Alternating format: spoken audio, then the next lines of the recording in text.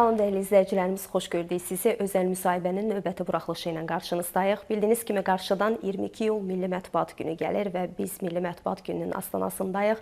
Elə yayımımızı da özəl bir məkandan yayımlayırıq, Bakı Dövlət Universitetindən. Görək gələcəyin jurnalistləri buradan necə yetişir? Ümumiyyətlə, jurnalistika fakültəsində bizi hansı yeniliklər gözləyir? Özəl müsahibənin özəl qonağı isə Bakı Dövlət Universitetinin Jurnalistika fakültəsinin dekanı Vüqar Zifəroğludur. Vüqar müəllim, xoş gördük sizi özəl müsahibədən. Xoş gününüz olsun. Elə fürsətdən istifadə edib sizi də, digər həmkarlarımızı da, ümumiyyətlə yolu jurnalistikadan keçən bütün həmkarlarımızı bugün münasibətinə təbrik edirik. Qarşıdan gələn 22 iyul Milli Mətbuat Günü münasibəti ilə. Təşəkkür edirəm. Mən də sizi ürəkdən təbrik edirəm. Təşəkkür edirəm. Peşə bayramımız münasibəti ilə. Çox sağ olun. Necə deyərlər, həmkarlarımızın klaviaturası işlək, qələmləri it olsun. Amin. Vüqar müəllim, Əkinçi qəzeti ilə başlayan yol bugün haralara gəlib çıxıb və ümumiyyətlə belə deyək də, Həsən bəy Zərdabinin jurnalistika fakültəsi olaraq o böyük missiyasına bugün necə davam etdirirsiniz? İlk növbədə onu qeyd edeyim ki, ümumiyyətlə jurnalistika bilirsiniz, olduqca ciddi dəyişikliklərə məruz qalan bir peşə sahəsidir və istər informasiya texnologiyalarının inkişafı, istər müasir dövrün tələbləri jurnalistikanı dəyişir.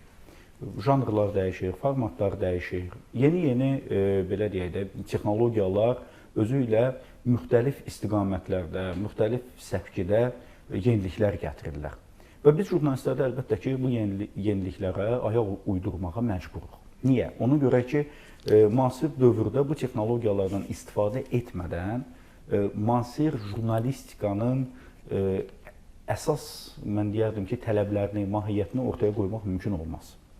Amma əlbəttə, burada ənənəni davam etdirmək, ənənəyə əməl etmək də olduqca vacibdir. 19-cu əsrin sonu, 20-ci əsrin əvvəllərində formalaşan Azərbaycan mətbuatı prinsiplər, dəyərlər üzərində formalaşmışdı və bu dəyərlərin, bu prinsiplərin qorunmasını biz sonraki mərhələdə də müşahidə etmişik. Hətta Sovet dövründə belə bu prinsiplər qorunurdu. İndinin özündə də əlbəttə ki, bu prinsipləri qorumaq olduqca vacibdir, olduqca əhəmiyyətlidir. Çünki jurnalistikanın həm də bir fəlsəfəsi var da. Jurnalistika bilgiləndirmək, maarifləndirmək kimi özünə məxsus və eyni zamanda ali dəyərləri, ali prinsipləri var. Peşə etikası normalları var. Texnologiyaların inkişafı heç də o demək deyil ki, yəni biz bu və ya başqa dərəcədə bu prinsiplərdən, bu normalardan geriyə addım atmalıyıq və ya bunlara riayət etməməliyik. Burada uzlaşdırma vacibdir. Burada sosial media reallıqları var, burada süni intellekt reallıqları var. Yəqin ki, bununla bağlı suallarınız olacaq. Daha ətraflı danışarıq. Yəni, bütün bu reallıqları qəbul edərək eyni zamanda ənənəyə əsaslanmaq, eyni zamanda o dəyərləri yaşatmaq. Bu olduqca vacib və əhəmiyyətlidir. Vüqar müəllim, jurnalistika fakültəsində bizi hansı yeniliklər gözləyir? Yəni, bildiyiniz kimi bu il Bakı Dövlət Universitetinin ümumiyyətlə jurnalistika ixtisası üçün magistratura pilləsində yeni ixtisaslaşmalar açıldı. Biz uzun müddətdir istəyirdik, yəni bunu ələlxüsus söhbət ictimaiyyətlə əlaqələr ixtisaslaşmasından gedir. Nəhayətdir bu il artıq ictimaiyyətlə əlaqələr ixtisaslaşması açıldı və qəbulu var. Artıq bu ildən yeri gəlmişkən maraqlananlar sənədlərini verə bilərlər. Çünki müasir dövrdə bilirsiniz də, mətbuat xidmətlərinin işi, ictimaiyyətlə əlaqələr sektorlarının işi cəmiyyətdə bir mənalı qarşılanmır. Gəlin açıq danışaq. Elə deyək, qurumlar var ki, mətbuat xidmətlərinə razılıq edirlər, elə qurumlar var ki, narazılıq edirlər. Əslində bunun həm də magistratura pilləsində olsa belə təhsilinin olması olduqca əhəmiyyətli və vacibdir. Eyni zamanda bir sıra başqa yeni ixtisaslaşmalar gəldi. İqtisadi jurnalistika kimi, ekstremal jurnalistika kimi, onlayn və multimedia jurnalistika kimi və s. Yəni, bütün bu ixtisaslaşmaların hər biri əslində müasir dövrün tələblərinə cavab verən kadrların hazırlanması üçün olduqca əhəmiyyət daşıyır. Gələn bizdə proqram dəyişikliyi də olacaq, artıq vaxtıdır onun və inşallah biz maksimum dərəcədə çalışacağıq ki, həm də bakalavrın özündə müəyyən bir dəyişikliklər edək. Amma magistraturada bəli bu dəyişikliklər artıq baş verir və yeni ixtisaslaşmalara qəbul həyata keçirilir. Başqa bir məqam, əməkdaşlarınız tanış oldu fakültəmizin o özəl otaqları ilə. Deməli, biz maksimum dərəcədə çalışırıq ki, fakültədə yeni özəl otaqlar olsun. Universitet rəhbərliyi buna xüsusi diqqətlə yanaşır. bizim Özəl rektorumuz otaqlar deyəndə nəyi nəzərdə elə tutur? onu izah edeyim. Bizim rektorumuzun tapşırığına əsasən, Elçin müəllimin tapşırığına əsasən, deməli biz jurnalistika fakültəsində danışıqlar apardıq və jurnalistika fakültəsində bir neçə özəl otaq açdıq. Hətta daha dəqiq deyim, 7 özəl otağımız var. Tədris teleradio studiyası xaric. Tədris teleradio studiyası xaric 7 özəl otağımız var və bu otaqların hər birinin özünə məxsus funksiyaları var. Məsələn, bizdə ilk açılan özəl otaq Füyuzat Media Mərkəzidir. Füyuzat Media Mərkəzi Milli İrsi Mədəni Tarixi Araşdırmalar Fondu tərəfindən hazırlandı. O otaq mətbuat tarixi ənənələrinin belə deyək də o ab-u havasını verən bir otaqdır. Məsələn, mətbuat tarixi ilə bağlı bir sıra fənlərimiz, o cümlədən mətbuat tarixi magistr ixtisaslaşması üzrə fənlər həmin otaqda tədris olunur. Yəni o otaqda xüsusi bir atmosfer var. Və ya məsələn, Mətbuat Şurası otağımız var. Yeni açılan otaqlarımızdan. Mətbuat Şurasının şikayətlər və etika komissiyasının toplantıları məhz orada həmin otaqda keçirilir. Məqsəd nədir? Və yeri gəlmişkən, tələbələrimizin iştirakı ilə keçirilir. Biz elan veririk, maraqlanan tələbələrimiz gəlirlər, otururlar və onlar da dinləyirlər bu müzakirələri. Hansı etik pozuntular olur? Mətbuat Şurasına adətən nə ilə bağlı şikayətlər gəlir? Bu şikayətlər hansı formada həll edilir?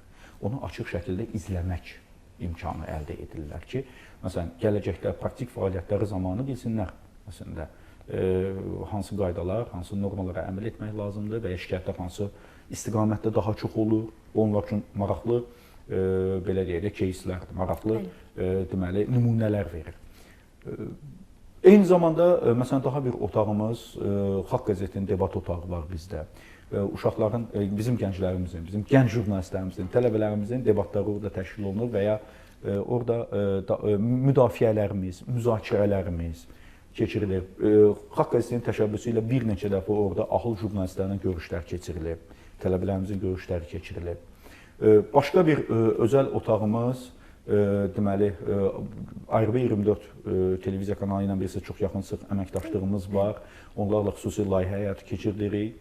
Deməli, News Lab 4 ildə artıq həyatı keçirilir və bu 4 il ərzində onlarla bizim gəncimiz ARB 24-də işə düzəlib, artıq oranın əməkdaşlarıdır. Bu ildə 5-ciyə start vermişik. Bu otaq həmin deməli, təlim üçün nəzərdə tutulub, həmin o News Lab otağı ARB 24-ün. Eyni zamanda da bir sıra mütəxəssislər ilə universitetin müəllimləri, məsələn, ARB 24 bilirsiniz, spesifik bir kanaldır. Məsələn, oradan canlı yayıma çıxırlar. Və tələbələr bəli, oradan canlı yayıma çıxırlar və tələbələr o canlı yayımı izləmə imkanı alırlar, əldə edirlər. Başqa bir özəl otağımız Azərtacın informasiya otağıdır. Əməkdaşlarınız yalnız ki, diqqət etdi, hətta xəbər lenti deməli, canlı gedir, deməli, koridordan, yəni Azərtac o informasiyaları təqdim eləyir oradan birbaşa. Maraqlı, spesifik bir otaqdır, orada da maraqlı müzakirələri təşkil edilməsi nəzərdə tutulur. Böyük təlim otağımız var. Media İnkişaf Agentliyinin bizə hədiyyəsidir bu. Mən təşəkkür edirəm onlara. 50 nəfərlik böyük bir təlim otağıdır və yeri gəlmişkən Media İnkişaf Agentliyinin Azərbaycan jurnalistləri üçün Euronews-un deməli, birbaşa iştirakı ilə, dəstəyi ilə keçirdiyi təlimlər oldu. Ard-arda xatırlayırsınızsa, bu son bir ildə, il yarımda həmin təlimlər məhz bizim bu media otağında keçirildi və bizim tələbələr həmçinin mən xahiş elədim media agentliyindən, Əhməd müəllim sağ olsun, ona gözəl şərait yaratdı. Bizim seçmə uşaqlarımız, tələbələrimizdən də, yəni belə deyək də, o təlimi izləmək şansı əldə etdilər və çox gözəl, maraqlı bir təlimlər oldu. Yəni, planlarımız var. Azərbaycan televiziyası ilə çox maraqlı bir hal-hazırda proje üzərində işləyirik. Mümkündür ki, yəni orada həm çəkiliş üçün bir hissə olsun, pavilyon, həm televiziya akademiyası bilirsiniz, çox gözəl fəaliyyət göstərir, spesifik bir istiqamətdir Azərbaycan televiziyasının nəzdində. Yəni onlar üçün ayrıca bir auditoriya formasında çox böyük bir proses nəzərdə tutulub. Və s. Yəni, maksimum dərəcədə, fikir verirsiniz, mən bunların hamısını səhv etməmsə unutduğum olmadı. Sadaladığım bu otaqların hər birinin özünə məxsus spesifik xüsusiyyəti var. Yəni, bu otaqlar sadəcə bir auditoriya deyil, bu otaqlar sadəcə bir tələbənin gəlib oturub dərs aldığı bir otaq deyil, praktik nöqteyi nəzərdən töhfə verməli olan deməli otaqlardır, xüsusi otaqlardır. Çünki jurnalistika, gəlin açıq danışaq, jurnalistika yalnız auditoriyanı öyrənilir. Yəni bu bir mənalıdır. Yəni auditoriyadan jurnalist çıxmır. Jurnalist Əslində sualım var. Hə, yəni onu lap elə qabaqlamış kimi deyim. Yəni peşəkar jurnalist olmaq üçün tamam gündə gəl 3 qoşa saat otur, seminarlarında balını al, yüksək imtahanlarında nəticələrini yaxşı göstər. Olmaz. Yəni bununla yalnız jurnalist olmaz. Jurnalist həm də praktik fəaliyyətlə məşğul olmalıdır. Onda yaxşı jurnalist redaksiyalarda yetişir. Bəli. Yəni mətbəx olmalıdır. Biz maksimum dərəcədə o mətbəxi bura gətirməyə çalışırıq. Elə studiyamızdan da görürsünüz. Mətbəxi bura gətirməyə çalışırıq. Amma təbii ki, o redaksiya mühiti bir başqadır. Bir başqadır və bu səbəbdən də praktika ilə nəzəriyyənin vəhdəti olduqca vacibdir və əhəmiyyətlidir. Jurnalistika, mən deyərdim ki, tək-tük peşə sahələrindən biridir ki, bu vəhdəti olmazsa olmazdır. Yəni, bu vəhdət mütləq şəkildə olmalıdır. A-News-la müraciət edib və hətta A-News-la çox maraqlı bir ilkin razılaşmamız var. İnşallah mən ümid edirəm o həyata keçəcək. Süni intellekt xəbər otağı, yəni belə bir şey nəzərdə tutmuşuq. Çox maraqlı, qeyri-adi bir layihədir və A-News rəhbərliyinə mən təşəkkür edirəm. İlkin də razılıq əldə etmişik. Bugün ölkədə fəaliyyət göstərən, belə deyək də, aparıcı jurnalistlərin böyük əksəriyyəti sizin məzunlarınızdır. Ümumiyyətlə, bugünün gənc jurnalisti, jurnalist namizədlərində o keçmiş mətbuat fədaisi ruhunu görmək olur. Ümumiyyətlə, gənc jurnalistlər hansı ideyalarla gəlirlər? Hə, bu çox mürəkkəb bir sual oldu. Bilirsiniz, hər nəslin özünə məxsus xüsusiyyətləri var. Bəli. Yəni, müasir gənclər daha fərqli yanaşmaları var. Eyni baxışdır, eyni vizyondur, elə deyil. Və bu da təbii bir şeydir. Məsələn, 90-cı illərin ortalarının, axırlarının jurnalistikası ilə 2020-ci illərin ortalarının jurnalistikasını müqayisə etmək bəlkə də o müəyyən parametrlərlə bəlkə də mümkündür. Amma texnologiyaların inkişafı, hər şeyin sürətlənməsi, sürət əsri. Məsələn, açıq danışaq, tutaq ki, 90-cı illərdə qəzetlərdə, məsələn, mən özüm analitik jurnalist kimi yetişmişəm, yaxın şərq üzrə. Məsələn, təhlillər verirdik, bir səhifəlik, yarım səhifəlik, qəzet səhifəsi, yəni oxunurdu, maraqla qarşılanırdı. Amma bugün müasir tamaşaçı, müasir oxucu, auditoriya uzun kontentlər və ya uzun məqalələrə heç də həvəsli deyil. Yəni, və bu da təbii bir şeydir, mən yenə də deyirəm, yəni zaman dəyişi vardır. Hər zamanın özünə məxsus bir nəsli olur. Özünə məxsus bir nəsli olur. Bu mənada müqayisə etmək istəməzdim. Amma mən müsbət tərəflərini demək istəyirəm ki, bu nəsil daha çevikdir, bu nəsil daha tələbkardır ki, bu mənim çox xoşuma gəlir. Daha tələbkardır, daha açıq sözlüdür, mənim çox xoşuma gəlir. Və bu mənada mən belə hesab edirəm ki, əslində elə görünən də budur ki, bəli, Azərbaycan jurnalistikası o nəsillərin dəyişməsi məsələsində əmin əllərdə olacaq. Mən bundan inanıram və əminəm. Bugün informasiya yəqin ki, razılaşarsınız ki, o qədər sürətlənib ki, hər əlinə telefon alan, o sosial şəbəkələrdə canlı yayım açanlar, bəzilərini deyirik, özünü jurnalist adlandırır. Belə bir dövrdə ümumiyyətlə klassik jurnalistika təhsilinə maraq və ehtiyac azalıb? Mən bunu belə müqayisə eləyərdim, xanım. Deməli, bilmirəm indi müqayisə nə dərəcədə uğurlu olacaq ya yox. Amma əslində prinsip etibarilə müqayisə üst-üstə düşməlidir.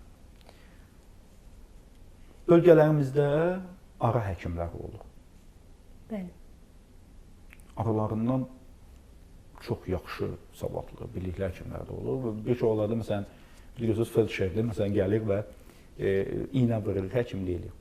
Onu tibb universitetinin məzunu olan bir həkimlə müqayisə etmək olar sizcə? Xeyr. Bax, bu da sizin sualınızın cavabıdır. Yəni, Birincisi, deməli, jurnalistika, mən bir daha təkrar edirəm, jurnalistika dəyərləri, fəlsəfəsi olan bir istiqamətdir. Və bu mənada, ali təhsil, jurnalistika ali təhsili almadan uğurlu jurnalist olarmı? Olar. Bununla bağlı mən kifayət qədər sizə nümunələr gətirə bilərəm. Bizim dəyərli həmkarlarımız var ki, onlar jurnalistika fakültəsinin məzunu deyirlər və onlar jurnalistikasını bitirməyiblər. Kifayət qədər uğurlu insanlardır, hətta media rəhbərləridir və bugün Azərbaycan mediasında öz hörməti, sözü, çəkisi olan insanlardır. Amma onlar özlərini yetişdiriblər. İndiki zamanda, yəni əsasən də bu gənclərin jurnalistika axını nəzərdə tutulan, blogerlik var, blogging, nə bilim, indi məsələn, tutaq ki, YouTube-da müxtəlif kanallar açılır və s. və ilaxır. Yəni, biz gərək məsələləri bir-birinə qarışdırmayaq. Məsələləri bir-birinə qarışdırmayaq. Jurnalistika konkret cəmiyyət qarşısında məsuliyyət hissi olan bir peşə sahəsidir. Hədəfləri, məqsədləri olan bir peşə sahəsidir. Cəmiyyəti doğru informasiya ilə məlumatlandırmaq və maarifləndirmək funksiyalarını həyata keçirən bir peşə sahəsidir. Yəni, bu o demək deyil ki, məsələn, tutaq ki, mənim əlimdə mobil telefon var, mən video çəkiliş edə bilərəm, montajda öyrənə bilərəm, bunu montaj eləyib özümü jurnalist kimi təqdim edə bilərəm. Bu o demək deyil. Çünki jurnalistikanın axı bir nəzəri altyapısı da mövcuddur. Bunu da bilmək lazımdır, bu da əhəmiyyətlidir. Tamam, sən bunu mütləq deyil, jurnalistika fakültəsinin məzunu olasın. Mütləq deyil. Amma bunu bilməyin lazımdır. Bunu bilmək üçün nə etmək lazımdır? Oxumaq lazımdır, təlimlərə getmək lazımdır. Daha yaşlı həmkarlarından nələrsə götürüb əxs eləyə bilərsən, öyrənə bilərsən. Amma bu şərtdir ki, sən özünü o alt yapı baxımından da yetişdirməlisən. Çünki sən bilməlisən ki, bu xəbərin standartı nədir? Əgər sən xəbərin standartını bilməsən, sən o zaman doğru xəbər nədir, onu bilməyəcəksən. Onu da bilməyəndə, onda dezinformasiyalar, feyklər, manipulyasiyalar, bax, belə məqamlar çıxır ortaya. Bugün biz informasiya müharibəsindən danışırıq. İnformasiya müharibəsinin, məsələn, informasiyanın ali təhsili, ümumiyyətlə bizim peşəkar jurnalistlərimiz çox gözəl bilir onu. İnformasiyanın iş prosesi var, düz deyilmi? İnformasiyanın iş prosesi bu öz yerində, eyni zamanda informasiyanın iş prosesində informasiyanın özünləşdirilməsi, belə deyək də, təqdimatı, belə deyək, modelləri var da, modeli var. Məsələn, çox maraqlı bir məqamdır ki, legallaşdırılması, informasiyanın legallaşması modeli var. Məsələn, tutaq ki, atıram, praktik bir case deyim. Etibarlı mənbədən əldə etdiyimiz məlumata görə. Bu ilə başlayan bir xəbər. Bu, nə dərəcədə etibarlı deyil, bu bir sualdır. Tamam, maraqlı xəbərdir, vermək istəyirsənsə, sən bunu legallaşdırmalısan. Sən ilk növbədə rəsmi mənbələrlə əlaqə saxlamalısan ki, bu etibarlı dediyim mənbə sənə düzmü xəbər verir, bəlkə sənə manipulyasiya edir. Bax, bu standartlar, bu yanaşma tərzlərini, nəzəriyyəni bilmədən mümkün deyil. Yəni, sən mütləq şəkildə oxumalısan. Oxumalısan ki, mən yenə də deyirəm, şərt o deyil, jurnalistika fakültəsində oxumalısan və ya jurnalistika fakültələrində oxumalısan. Amma o nəzəriyyəni də bilməlisən, o nəzəriyyə ilə bağlı məlumatlı olub bir kitabdan, bir vəsaitlərdən öyrənməlisən, təlimləri getməlisən ki, səni aldatmasınlar, səni çaşdırmasınlar. Peşə etikasında konkret şəkildə o standartlar göstərir. Yəni, jurnalist heç bir halda heç kimin əlində bir silaha alətə çevrilə bilməz. Bu, jurnalistikanın ali dəyərlərinə, fəlsəfəsinə zidd bir şeydir. Yəni, bu mənada yəni, o əsasları bilmək olduqca vacibdir. Deyirlər ki, süni intellekt medianı əvəz edəcək, eləcə də jurnalisti. Siz necə düşünürsünüz? Mən belə düşünmürəm. İndi bu dəqiqə hal-hazırda trenddə olan bir mövzudur süni intellekt məsələsi. Bu birisi nəyə oxşayır? Bu sosial media ilə bağlı müqayisələr gedir də. Bunlar hamısı peşəkar jurnalist üçün əslində köməkçi vasitələr və alətlərdir. Bu, məsələn, bir sıra aparıcı media quruluşları televiziyada xəbər düzümündə süni intellektdən uğurla istifadə edirlər. Nə gözəl. Nə gözəl. Səsləndirmədə süni intellektdən istifadə edirlər. Nə gözəl. Tərcümədə süni intellektdən istifadə edirlər. Nə gözəl. İşimizi nə qədər asanlaşdırır, işimizi nə qədər sürətləndirir. Bundan gözəl nə ola bilər ki? Biz niyə biz süni intellektə rəqib kimi baxmalıyıq? Bəlkə süni intellektə bir köməkçi alət kimi baxaq. Onda vizyon tamam dəyişir. Onda baxış, mənzərə tamam dəyişir. İnternetdə də münasibət eləyirdi, düz deyilmi? Yəni bilmirdik, tanımırıq. Sosial media. Yəni öyrəndikcə biz bundan yalnız müsbət mənada istifadə edə bilərik. Televiziyalar populyarlaşandan sonra, yəni hər evə belə deyək də, televiziya aparatı daxil olandan sonra, məsələn 50-ci illərin sonu, 60-cı illərin əvvəllərinin ən böyük müzakirə xidməti bilirsiniz nə idi? Kinoteatrlara gedən olmayacaq. Amma bugün də kinoteatrlara gedəndir. 2026-cı ildir. Yəni süni intellekt jurnalistin yerinə araşdırma apara bilməz. Süni intellekt jurnalistin yerinə analitik təhlil yaza bilməz. Ən yaxşı halda süni intellekt dataları verəcək. Ya da bir stand-up mətni falan yaza bilər və yaxud da ki, reportaj stilində nəsə. Amma yenə də istənilən halda burada bir ruh olmalıdır, burada bir insan əməyi hiss olunmalıdır. Siz süni intellektin hazırladığı mətnləri yəqin ki görmüsünüz də. Yəni bir insanın yazdığı mətnlə süni intellektin yazdığı mətn arasında söhbət jurnalistika mətnlərindən gedir. Çox böyük fərq var. Bəli. Burada o üslub, stilistikada fərqlər o dəqiqə hiss olunur. Mənim məsələn tələbələrim, bir də görürsünüz ki, deməli bu fərqli işlərdə falan süni intellektdən istifadə edirlər aktiv şəkildə. Bir tərəfdən xoşuma gəlir ki, onlar bu aləti öyrənməyə və özlərinə tabe etməyə çalışırlar. Mən bəli, belə deyərdim, özlərinə tabe etməyə çalışırlar. Amma ikinci halda biraz özlərinə də deyirəm ki, siz tabe olmaqdan daha çox bəzən onun təsiri altına başlayırsınız düşməyə. Bizə sadəcə olaraq bizə nə lazımdır? Bu texnologiyaları yaxşı öyrənib, ondan istifadə etməyi bacarırıq. Bitdi. Yəni, bunu bildiksə, burada heç bir problem yoxdur və mən düşünmürəm, bir daha təkrar edirəm ki, süni intellekt peşəkar bizim jurnalistlərimiz var. Onları necə əvəz edə bilər? Mümkün deyil. Süni intellekt o peşəkar jurnalistlərin köməkçisidir. Yaxşı peşəkar jurnalistin süni intellekt köməkçisidir. Jurnalistika fakültəsinə qəbul olmaq istəyən gənclərin sayı sizi qane edir? Bəli, bizdə mən belə deyərdim, Azərbaycan bölməsi üzrə də, İngilis bölməsi üzrə də, Rus bölməsi üzrə də tam qəbul planını yerinə yetirir. Yəni maraq çoxdur. Bəli, maraq və axın çoxdur. Hətta magistraturaya da maraq var, magistratura ixtisaslaşmalarına da maraq çoxdur. Bu mənada bəli, qəbul planı məni qane edir. Artırmağa ehtiyac varmı? Düşünmürəm. Onu da deyim, düşünmürəm. Yəni, məsələn, bu kifayət edir, bu rəqəmlər kifayət edir. Amma bəli, tam qəbul planı yerinə yetirir və həvəsilə gəlirlər. Ümumiyyətlə, bugünkü jurnalistika təhsili media bazarının tələblərinə nə dərəcədə cavab verir? Bunu artıq mənim həmkarlarımdan soruşmaq lazımdır. Hər halda geri dönüşlər dostlarımızdan, həmkarlarımızdan geri dönüşlər onu deməyə əsas verir ki, bu tələblərə cavab verməyə çalışırıq. Və həvəslə də uşaqlarımızı, bizim gənclərimizi işə götürürlər, həvəslə də onlara şans verirlər.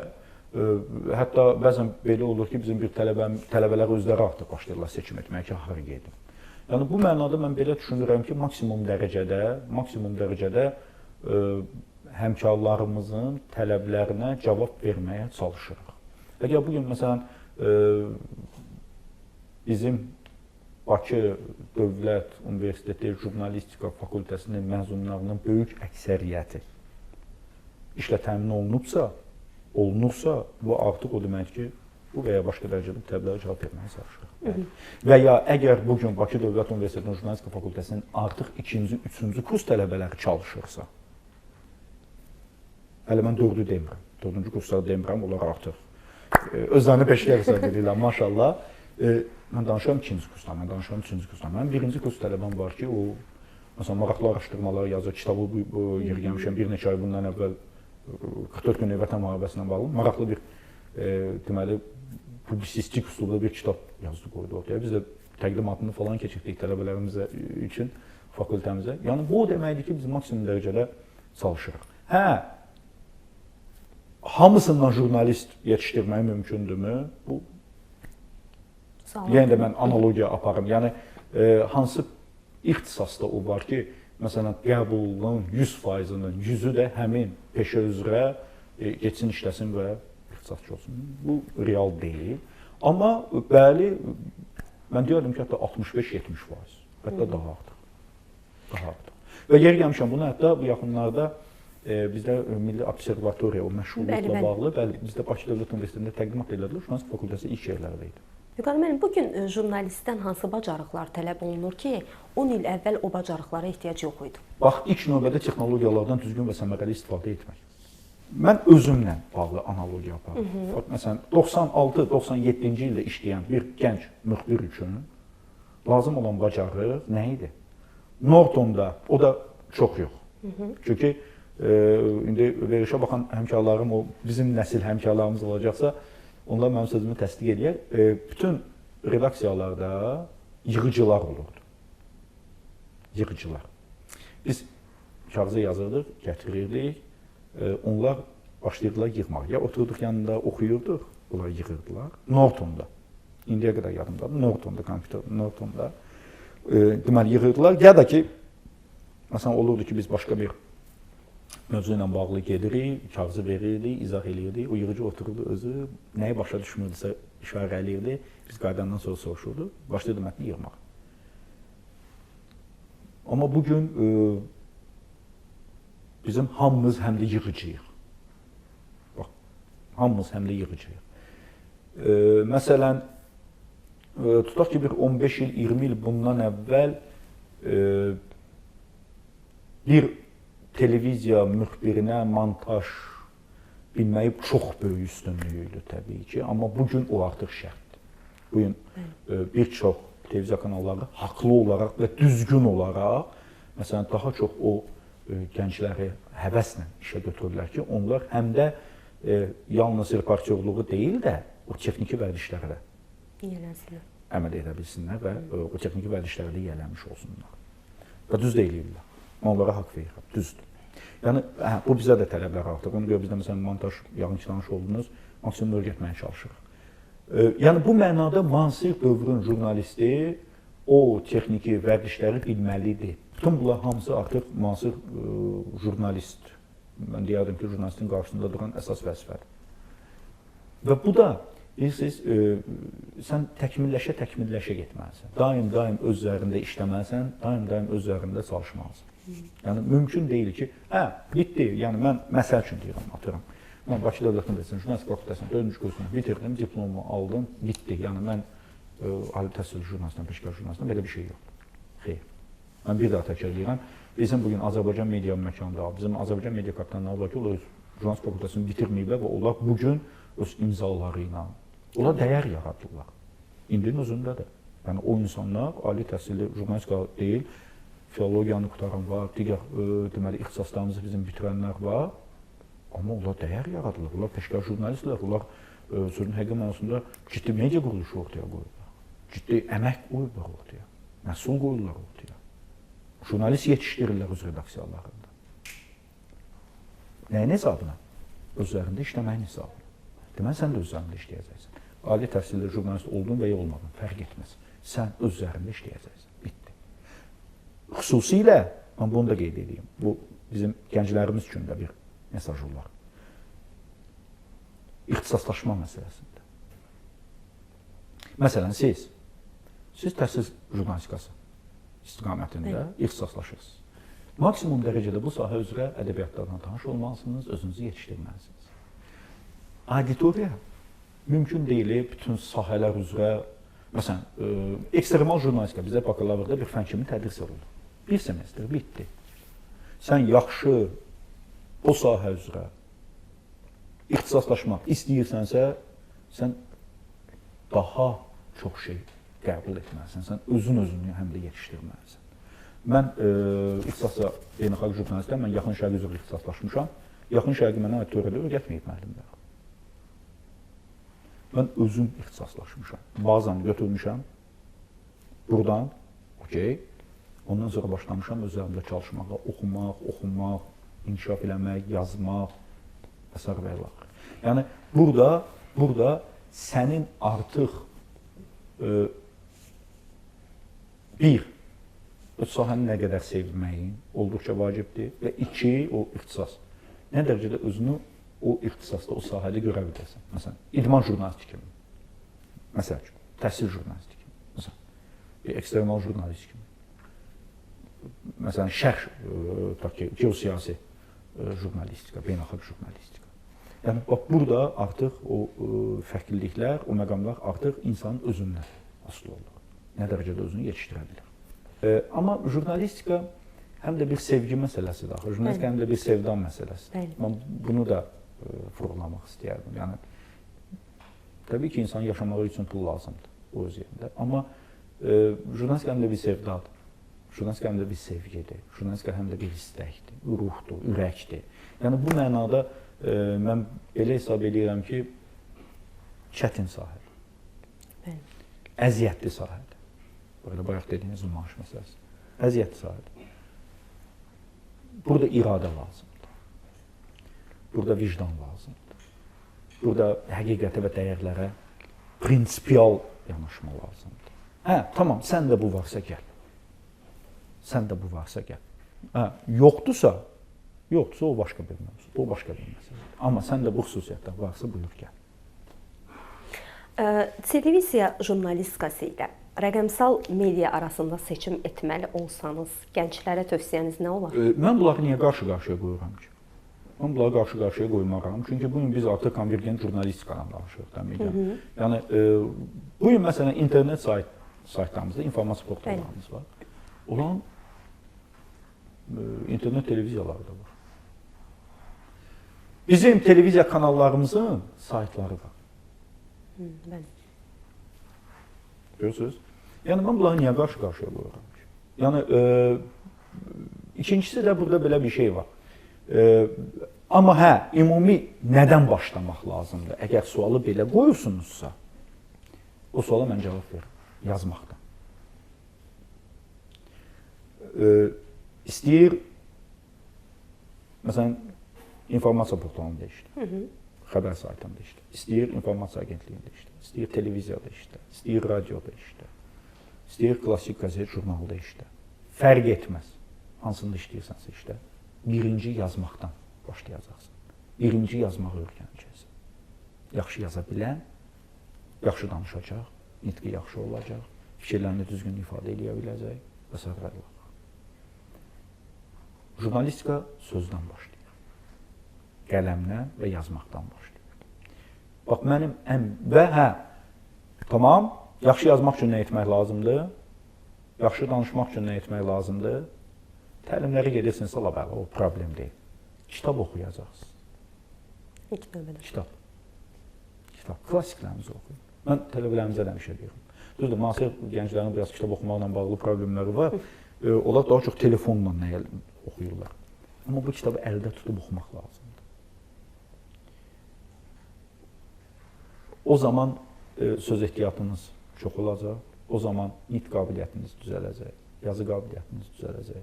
Oxuyun İsmail Şıxlını, Fərman Kərimzadəni, Mirsə İbrahimovu, Süleyman Rəhimovu, İsa Hüseynovu, Mir Cəlalı, İlyas Əfəndiyevi. Bunları oxumaq lazımdır. Bunları oxuyacaqsınız ki, həm özünüzü yetişdirə biləsiniz, həm də nitqiniz yaxşı olsun, həm də yazınız, söz ehtiyatınız yaxşı olsun. Dünya ədəbiyyatını oxuyacaqsınız, klassikləri. Düzdür, bizə ağılı mövzu var. Bu, Sovet dövrü tərcümələri olsa əvvəl olar. Müasir tərcümələr bir o qədər bəzi hallarda uğurlu alınmır, təəssüf ki. Məsələn, yəni maksimum dərəcədə mütaliə. Maksimum dərəcədə mütaliə sizin ən böyük müəlliminiz, hətta mən belə deyərdim, dəstəkçinizdir. 1. Oxumaq, 2. Yazmaq. O bununla başlamaq lazımdır. Vüqar müəllim, bir sual verəcəm, amma xahiş edəcəm tam sizə cavab verəsiniz. Bugün məlumatları, xəbərləri sosial şəbəkələrdən mi əldə edirsiniz, yoxsa televizordan mı? Yox, mən televiziya kanallarına baxıram. Mən televiziya kanallarına baxıram, bildim bu sualı niyə verirsiniz, bu ən aktual bir mövzudur. Xəbərləri televiziyadan alıram, amma mən sosial mediada izləməyə çalışıram, vaxt deməzdim çox aktivəm, çünki vaxtım ona imkan vermir. Amma bəli, sosial mediadan da o bilgilər gəlir. Amma burada bilirsiniz necədir? Burada etibarlı xəbər qaynaq, yəni xəbəri hansı kanal verir? Yəni etibarlı mənbə haradır? Bu çox əhəmiyyətli bir məsələdir. televiziya kanalları bu etibarlı mənbədir, bu etibarlı qaynaqdır. 44 günlük Vətən müharibəsi dövründə bütün bizim milli televiziya kanallarımızın hamısının auditoriyası qat-qat artmışdı. Niyə? Çünki insanlar özləri də çox gözəl bilirlər ki, əgər doğru xəbər almaq istəyirsənsə, sən televiziyaya baxacaqsın. Və təkcə televiziya deyil, doğru xəbər almaq istəyirsənsə, sən professional internet saytlarını, informasiya portallarını izləyəcəksən. Mənim üçün etibarlı xəbər qaynağı, mən tam səmimi deyirəm, mənim üçün etibarlı xəbər qaynağı bizim televiziya kanallarımızdır. Mənim üçün etibarlı xəbər qaynağı bayaq adlarını çəkdiyim bizim o saytlarımızdır. Hər gün izləyirəm onları. Mənim üçün xəbər qaynağı avtomobildə olduğum zaman bizim radiolarımızdır. Bizim radiolar bugün yer gəlmişkən onu da söyləyeyim, çox gözəl inkişaf edirlər. Bu ildə 100 illiyimizdir, radiomuzun 100 illiyidir. Təbrik edirik. Bəli, radiodakı həmkarlarımızı təbrik edirik. Radio böyük bir dəyər yaradır Azərbaycanda. Yəni bunu tam açıq demək lazımdır. Böyük bir məktəbdir Azərbaycan radiosu. Yəni mənim üçün xəbər qaynağı odur bir peşəkar olaraq. Mən yalnız və yalnız peşəkar media quruluşlarına etibar edirəm və hər kəsi də məhz peşəkar media quruluşlarına etibar etməyi çağırıram. Bu qədər. Vüqar müəllim, və son olaraq, niyə son deyirəm? Çünki jurnalistika elə bir sahədir ki, orada suallar bitib tükənmir, amma vaxt azlığını təbii ki, nəzərə alaq. Və son olaraq jurnalist olmaq istəyən gənclərə tövsiyələriniz və təbriklərinizi eşidək. Jurnalistikanın o bərk vuran işığına aldanıb gəlməyin.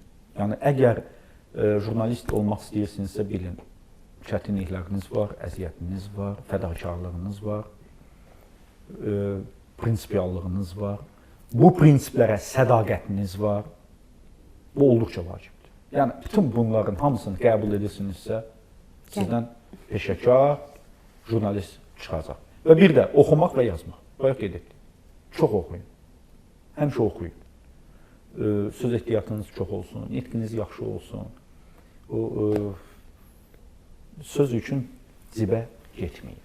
Yəni, hazır olun, hazır cavab olun. Jurnalist hazır cavab olmalıdır. Jurnalistin dünya görüşü geniş olmalıdır.